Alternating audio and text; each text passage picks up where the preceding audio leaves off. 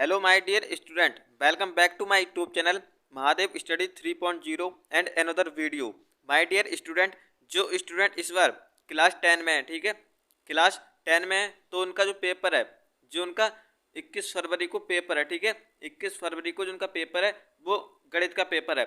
तो आज मैं गारंटी लेता हूँ, यदि आपने इस पेपर को देख लिया और वीडियो को ध्यान से देख लिया और फुल वॉच कर लिया तो आपके 70 में 70 आ जाएंगे। ठीक है, चलिए वीडियो को स्टार्ट करते हैं बिना बकवास करें। यदि आप हमारे चैनल पर नए हैं तो चैनल को सब्सक्राइब कर लें और बेल आइकन प्रेस कर लें, जिससे आने वाली हर वीडियो का नोटिफिकेशन आपके पास पहुंचता रहे। ठीक है, ये आपका 2022 का प्रीवियस पेपर है, क्योंकि आपके जो यूपी बोर्ड के एग्जाम होते हैं वो ज़्यादातर क्वेश्चन आपसे रिपीटेड पूछे जाते हैं। ठीक है, जो आपके प्रीवियस क्वेश्चन पेपर होते हैं उनसे ही आपके जो गणित के पेपर होता है या किसी भी सब्जेक्ट का पेपर होता है तो उसी से आपके क्वेश्चन पूछे जाते हैं। ठीक है, और मैं आपको बता दूं, मैं आपको हिंदी एंड इंग्लिश लैंग्वेज दोनों में करवाऊंगा। ठीक है, दोनों लैंग्वेज में करवाऊंगा, इसलिए वीडियो को ध्यान से देखना। ठीक है, और चैनल को सब्सक्राइब जरूर कर देना, क्योंकि आपको हमारे चैनल पर यूपी बोर्ड से तैयारी कराई जाती है। ठीक है, यूपी बोर्ड की तैयारी कराई जाती है। तो जो आपको सबसे पहले बता दूं, आपको जो मिलता है 3 घंटे का टाइम मिलता है। ठीक है, कितने घंटे का?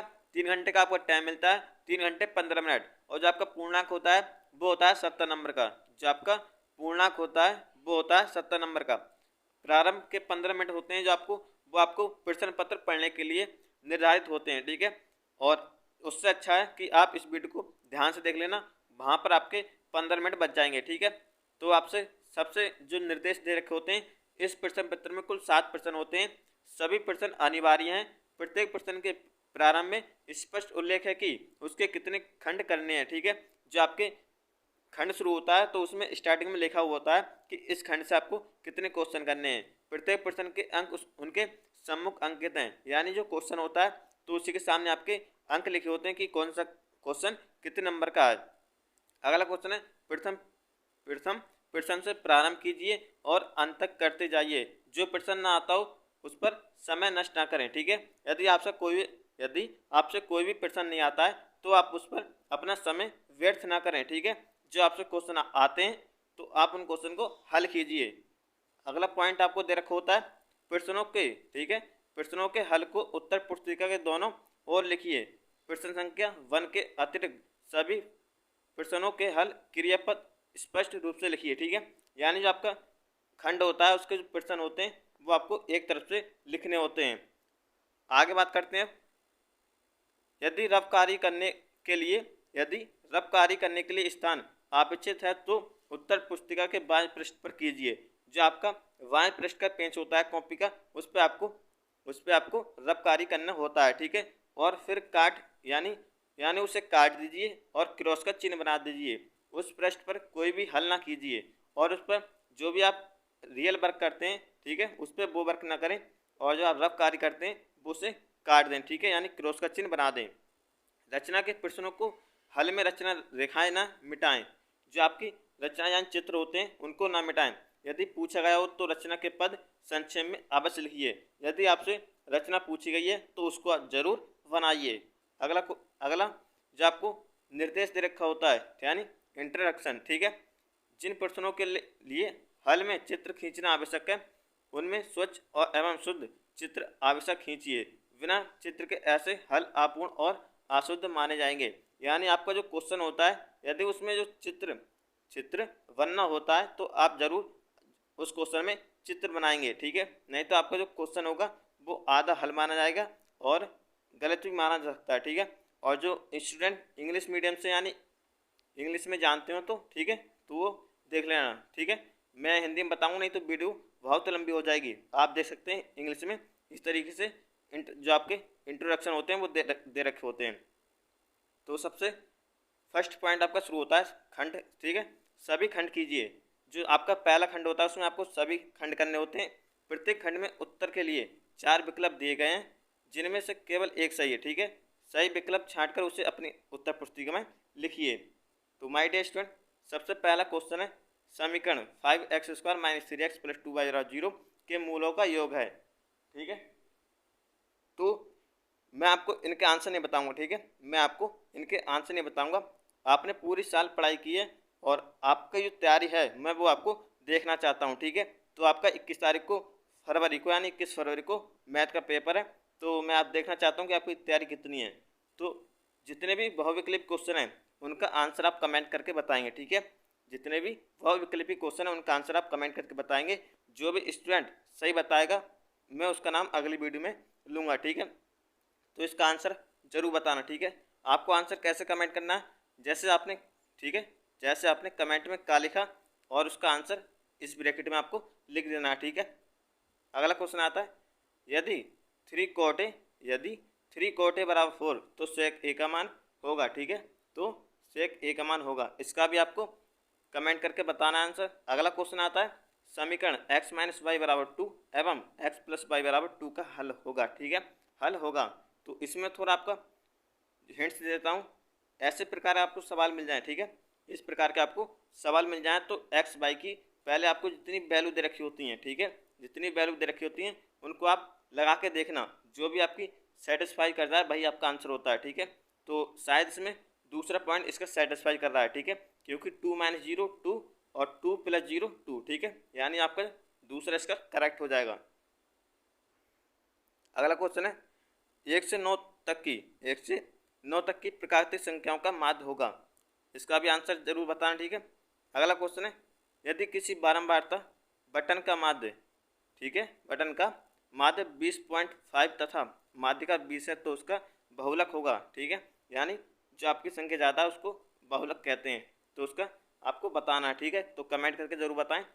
अगला क्वेश्चन है, चित्र में त्रिभुज ABC के आधार पर BC के समांतर रेखाखंड PQ खींचा गया है।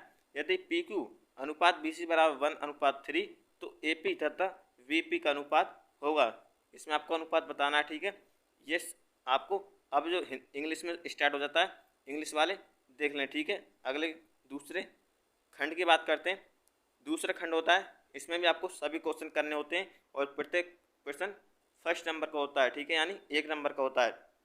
यदि 27 3 x माइनस 4 एक्स प्लस 4 15 3 और 7 का माध्य 15 हो तो x का मान ज्ञात करना है। अगला क्वेश्चन है, एक मीनार जितने भी इस क्वेश्चन पेपर में क्वेश्चन है तो बहुत ही मोस्ट इंपॉर्टेंट क्वेश्चन है, ठीक है, इन क्वेश्चन को जरूर हल करके देखना।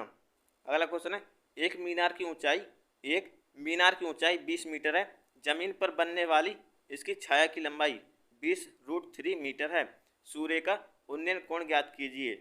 अगला क्वेश्चन है, 10 व्यक्तियों के भार का माध्य 45.65 किलोग्राम है, उनके भारों का योगफल ज्ञात कीजिए।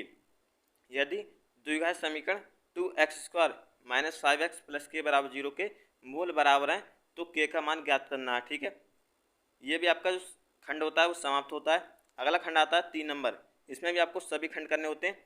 दो घनों, ठीक है, दो घनों जिनमें से प्रत्येक आयतन 64 सेंटीमीटर क्यूब है के संलग्न फलकों को मिलाकर एक घनाभ बनाया जाता है, इससे प्राप्त घनाभ का पृष्ठीय क्षेत्रफल ज्ञात कीजिए। ये आपका 2 नंबर में होता है।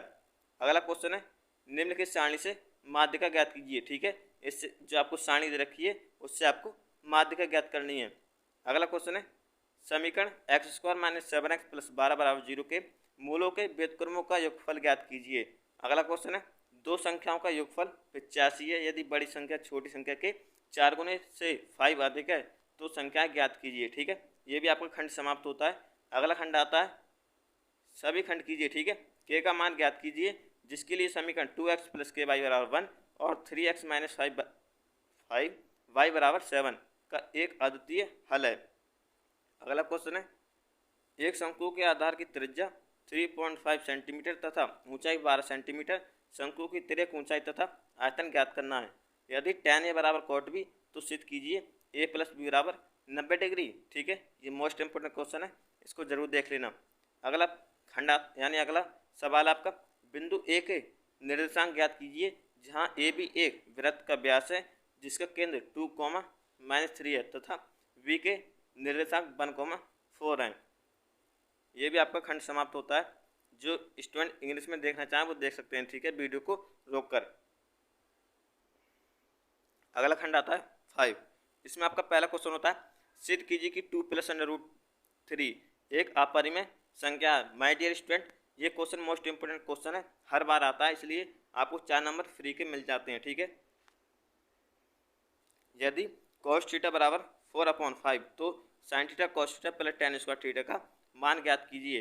अगला क्वेश्चन है, यदि बिंदु a,0 0,b तथा 1,-1 संरेखण तो सिद्ध कीजिए 1/a माइनस 1/b बराबर 1। निम्नलिखित बारंबारता सारणी से f का मान ज्ञात कीजिए यदि विद्यार्थियों के प्राप्तांकों का मान 25 है। ठीक है, इससे आपको बारंबारता सारणी के f का मान ज्ञात करना है। अगला क्वेश्चन है, ये भी आपका खंड समाप्त होता है। अगला खंड पूछा जाता है, एक लंबवृत्तीय बेलनाकार ठोस के आधार पर शिखर दोनों अर्धगोलाकार है। बेलनाकार भाग का 14 सेंटीमीटर और कुल ऊंचाई 30 सेंटीमीटर। ठोस का संपूर्ण पृष्ठ ज्ञात कीजिए। पाई का मान होता है 22/7। ठीक है, इसका आपको प्रयोग करना है इस सवाल में। अगला क्वेश्चन आता है इसी प्रकार, चित्र में त्रिभुज ABC समरूप त्रिभुज APQ हैं। यदि BC बराबर 8 सेंटीमीटर, PQ बराबर 4 सेंटीमीटर, BA बराबर 6.5 सेंटीमीटर, AP बराबर 2.8 सेंटीमीटर, तो CA और AQ की लंबाई ज्ञात करना है। ठीक है, अगला क्वेश्चन है, दो अंकों की एक संख्या के अंकों का योग 9 है। ये भी मोस्ट इंपोर्टेंट क्वेश्चन है। ठीक है, इस प्रकार का आप सवाल जरूर देख लेना। अंकों का योग 9 है, संख्या के अंकों को परस्पर बदलने से प्राप्त संख्या दी गई 27 से अधिक हो जाती है। संख्या ज्ञात करना है। एक चिड़िया 80 मीटर ऊंचे पेड़ पर बैठी है।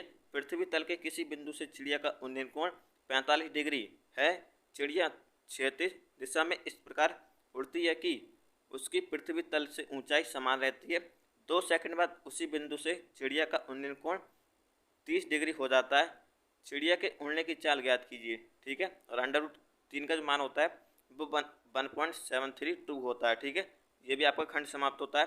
अगले खंड की बात करते हैं, एक रेलगाड़ी। ठीक है, एक रेलगाड़ी 63 किलोमीटर की दूरी किसी निश्चित औसत चाल से तय करती है और फिर 72 किलोमीटर की दूरी प्रारंभिक चाल से 6 किलोमीटर प्रति घंटा अधिक औसत चाल से तय करती है।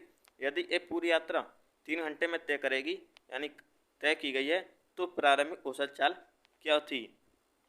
या आप इसका दूसरा पार्ट होता है, यानी या आप वो कर सकते हैं जो आपसे आए तो वो आप क्वेश्चन को हल कर सकते हैं। निम्नलिखित समीकरण को हल कीजिए।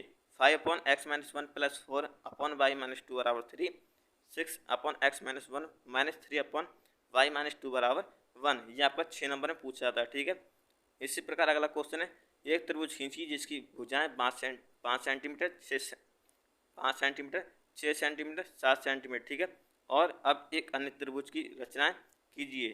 ठीक है, जिसकी भुजाएं पहले बने त्रिभुज की संगत भुजाओं की 3/5 गुनी है। ठीक है, जो आपका पहला चित्र बना था उसकी 3/5 गुनी है। अथवा आप एक क्वेश्चन और दे रखा है, एक समद्विबाहु त्रिभुज ABC में भुजा AB बराबर भुजा AC, बिंदु B से भुजा AC पर VD लंब है। सिद्ध कीजिए कि BC² बराबर 2AC DC। ठीक है, इसी प्रकार आपका जो पेपर है वो एंड होता है। और आई होप आपको ये पेपर समझ में आ गया हो।